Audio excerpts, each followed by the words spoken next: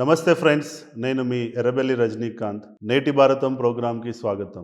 KA Paul యొక్క vote bank రోజు రోజు పెరుగుతుంది అనే ఉద్దేశంతో క్రిస్టియన్ ఓటుని చెక్ పెట్టడానికే షర్మిలా గారిని కాంగ్రెస్ సోనియా గాంధీ గారు మీ మీద కోపంగా ఉన్నారు కాబట్టి షర్మిలా గారిని తీసుకొస్తున్నారు ఆంధ్రప్రదేశ్కి. కాంగ్రెస్ని లేపి మీ ఓట్ బ్యాంకును, అటు జగన్ గారి ఓట్ బ్యాంకును దెబ్బతీయడానికి multiple birds with single stone అన్నట్టు షర్మిలా గారిని వ్యూహాత్మకంగా దింపుతున్నారు. రాబోయే ఎలక్షన్స్కి అంటున్నారు.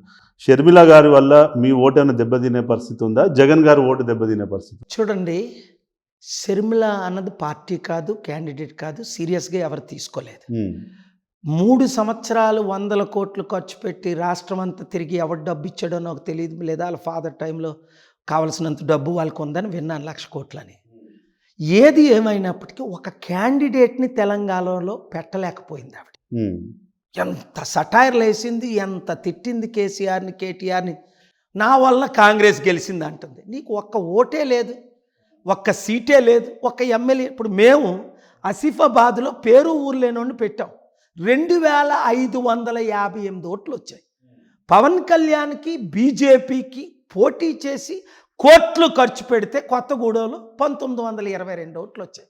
మేము రూపాయి ఖర్చు పెట్టుకుంటా, అంటే 1,000 రూపాయలు ఖర్చు పెట్టుకుంటా 2,520 అంటే ఓటు బ్యాంక్ ఉందనే కదా 2,522 మంది ప్రజాశాంతి పార్టీకి ఓట్లు వేశారు కదా. అది మన ఓట్ బ్యాంక్. షర్మిల వల్ల ఏమి జరగదు, ఏమి ఇంపాక్ట్ అవ్వదు, ఎవరికీ నష్టం జరగదు.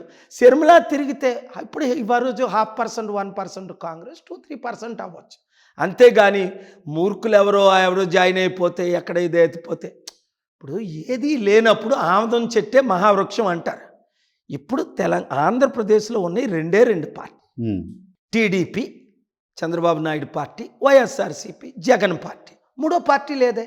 బీజేపీకి 1% లేదు. అంటే చంద్రబాబు నాయుడు పార్టీలన్నిటికీ బిలో 1% ఓట్ బ్యాంక్. అందుకే కదా పవన్ కళ్యాణ్ చంద్రబాబు నాయుడుతో కలిసిపోయాడు.